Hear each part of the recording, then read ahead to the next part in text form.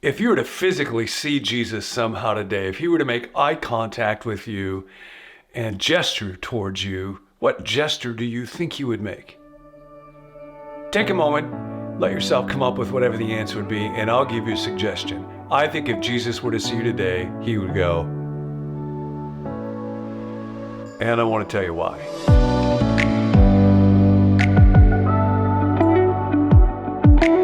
We are learning from the greatest teacher who ever lived and the greatest teaching that has ever been impacting humanity, called the Sermon on the Mount. And we come today to the 7th chapter in Matthew, and Jesus says this: "Do not judge, or you too will be judged. For in the same way you judge others, you will be judged, and with the measure you use, it will be measured to you."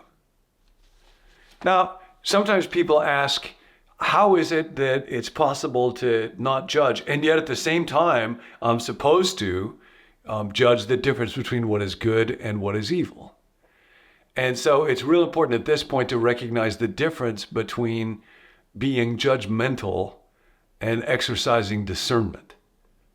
So if I go to the dental clinic, I expect my dentist not just to tell me, hey, good job, your teeth are great. If in fact there's cavities and receding gums, I want discernment. If I go to the skin clinic, dermatology clinic, which I do on a regular basis, I don't want my dermatologist to go, it's all great. Like if there's stuff that's got to get frozen off, burned off, and there always is, I want to know it. When Nancy takes me to the husband clinic, don't you wish there was such a place? We want to know the truth, but that's a different thing than what Jesus is talking about here. To be judgmental or to judge another person involves not simply speaking the truth. I'll go on in this text for a minute, then we'll come back to getting clear on what does it mean to judge in the wrong kind of way. So Jesus goes on. "Why do you look at the speck of sawdust in your brother's eye, pay no attention to the plank in your own? How can you say to your brother, let me take the speck out of your eye, when all the time there is a plank in your own eye? You hypocrite, first take the plank out of your own eye, then you will see clearly to remove the speck from your brother's eye." Now, it's a pretty comical picture to think of going to the optometrist and having him check out your eye when he comes in with a 2x4 hanging out his head. Sometimes people will talk or write about this as though the only issue is to make sure that when you are judging somebody else, you're being accurate, you're telling the truth. And I read online just this morning a couple of folks who are often involved in criticizing other people, including other people in the church. And then they'll get criticized for doing that, for being judgmental. And then the response back is, well, hey, we got to discern truth from error. So yes, it's true. First of all, if I'm inaccurate about something, then that can be the wrong kind of judging.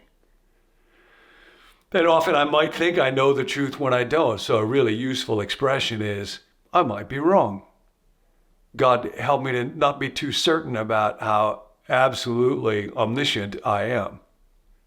However, when Jesus is talking about not judging, he's not simply saying, make sure you're accurate if you're going to pass judgment on somebody. This issue actually goes much more deeply to the nature of the heart, as we're seeing over and over again in the Sermon on the Mount. What's going on with my ego? Why is it that I want to say what I say, and what kind of impact will it have on another person? And what Jesus is inviting here is for you and me to give up on the whole method of condemnation engineering to manage our relationships and get other people to do what we want. To judge someone in this way is to condemn them, to attack their worth as a human being and suggest that they really just ought to be rejected, and to distance myself from it. Now, as we're learning from the Sermon on the Mount, it's good to remember the flow of it. Jesus is addressing the great questions of life. What's real? God and his kingdom, the presence and action and power and work of God. And what's the good life? It's to be immersed in the love of God within his kingdom. Blessed, blessed, blessed, blessed. And then who is a good person? And a good deal of the Sermon on the Mount that we've been looking at is devoted to that question. Unless your goodness exceeds that of the scribes and the Pharisees, And then he gives a series of contrasts through the rest of chapter 5 around anger, sexuality, and so on. And then in chapter 6, he's also dealing with what's a good person. And he says a good person isn't based on getting people to think about you in the right way. It's not about what I have. It's not about what I can do. Don't worry. And now in chapter 7, we're still dealing with good people. Here it's about relationships. And very brilliantly, Matthew 7, 1 through 12, Jesus will walk through, here's the way relationships work in the kingdom. And first he starts off with how they don't work. Condemnation engineering. Don't judge. And then we'll get in a little bit to how it is they do. Now, how it is they do work. Now, why should we not judge? Well, condemning, rejecting, using condemnation engineering just shatters people's souls. Psychologists will talk about what they sometimes call rejection sensitivity bias. When a person has experienced a deep sense of rejection, maybe in your family growing up, maybe when you were in high school, you were not one of the cool kids, you were not popular. And by the way, in high school, nobody's popular, not at the deepest kind of level that can heal a soul. And so then what happens is, if I'm, say, at a coffee shop and somebody's half an hour late to meet me, I begin to tell myself, well, they've stood me up. They're doing this on purpose. They want to. I am hypersensitive to rejection, and the practice of condemnation wounds souls in that way. It's also the opposite of love because it involves a kind of self-righteousness. Alain de Botton's a philosopher. He wrote a wonderful book called Status Anxiety. And he talks about how Aristotle says that tragedy, the genre of tragedy, was intended, among other things, to improve our moral character. In a tragic story, the central character, Lear, Macbeth, Othello, needs to be not just somebody who wrestles with hubris or a flaw that causes a downfall, but it needs to be somebody that I can identify with, somebody where when I look at them, I like them, or I think I'm that way, so that I will reflect, what they did, I could have done. And de Botton contrasts that with, in our day, tabloid journalism, where you and I might think about social media. And he writes about how the headlines of tragic literature would be quite different in tabloid journalism, like the headline for Oedipus in our day would be "Royal Caught in Incest Shocker." Because in that kind of genre, tabloid stuff, social media stuff, we do the opposite of tragedy. I distance myself. I condemn that person. I'm not like them at all. I would never do that. But now in the kingdom, we're invited to let go of that sense of superiority. It's very interesting if you ever look at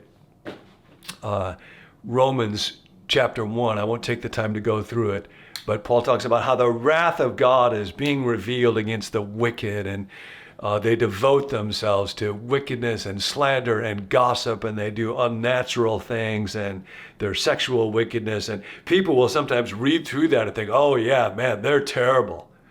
The world would be a much better place if we just got rid of them. And we'll preach sermons about that. But where Paul goes in Romans 2 is, therefore you have no excuse, because when you pass judgment on others, you are guilty of the same thing. See, judgmentalism itself is at the core of sin because it is anti-love. It is a heart that is turned away from willing the good for the other and wanting to be with them, wanting the best for them. And that's the heart of Jesus. And that's why with Jesus, his attitude towards us is no condemnation. John 3:17, for Jesus did not come into the world to condemn the world, but that through him the world might be saved. Or the woman that's caught in adultery, where Jesus says to her, does no one else condemn you? Neither do I. Or 1 John 3:20, where John says, even if our hearts condemn us, God is greater than our hearts, and he knows everything. Or Psalm 34:22 that says, those who take refuge in the Lord will not be condemned. And so in Romans chapter 8, after this long passage about I'm stuck, I can't, but God can, Paul says, therefore there is in Christ Jesus no condemnation. So, the gesture for today is this. You might remember in old movies where there's gladiators, the emperor will give the life or death sign. And there was all kinds of language for that. Apparently there's some controversy as to what exactly the right signage was, but they would actually talk about in Latin a phrase that meant the hostile thumb. There was a quite famous painting in 1872 of gladiators in the arena, and these priestesses are all just leaning to go like this. We want death. We condemn. There is not, therefore, in Christ Jesus, no condemnation. So today, don't receive condemnation from others. Remember, there is one who does not condemn me. There is one who loves me. And he will point out and work with me on where there's sin in my life, but not in a spirit of condemnation. There is now, therefore, no condemnation for those who are in Christ Jesus. So I don't have to be shattered by condemnation or rejection at the hands of other people. I got to be humble. I can learn. I can be convicted, but that's different than being shattered by condemnation. And then as I am with other people today, here's the thought for today. Here's the gesture for today, just secretly, like all day long. I have a friend that had an old car. It was an old Woody station wagon from around 1950. It was in gorgeous condition. He let me drive. It was so interesting. When I would drive that car, people would just do this. If they see a real expensive high-performance car, they might be impressed. But something like this, like, oh man, makes me glad to be alive. Here's the gesture for today. There is now no condemnation. When you're on the road today, okay, no condemnation. When you're talking with people just for today, no condemnation. When you do emails, the people with whom you live, remember, Jesus has nothing to do with condemnation. We give up condemnation engineering for today. Make it a golden rule day. If you enjoyed that teaching, be sure to subscribe so you don't miss any future episodes in this series, Insurmountable, which is all about Jesus' Sermon on the Mount. You can also head over to our website, becomenew.com, where we have over 700 10-minute teachings, all dedicated to helping you grow spiritually one day at a time. My name's Tim, and I'm a part of the team here at Become New. Heyo. Just want you to know this is so much more than a YouTube channel. It's really a community of people who are brought together not by our strengths or our ability to achieve, but by our weaknesses and our need for help from God. So we're glad that you're here. If you have a prayer request, there's a group of us who meet each weekday, Monday through Friday, to pray for viewers just like you. So you can send us your request to the number 855-888-0444. We'd love to pray for you. We're glad that you're here. We'll catch you next time.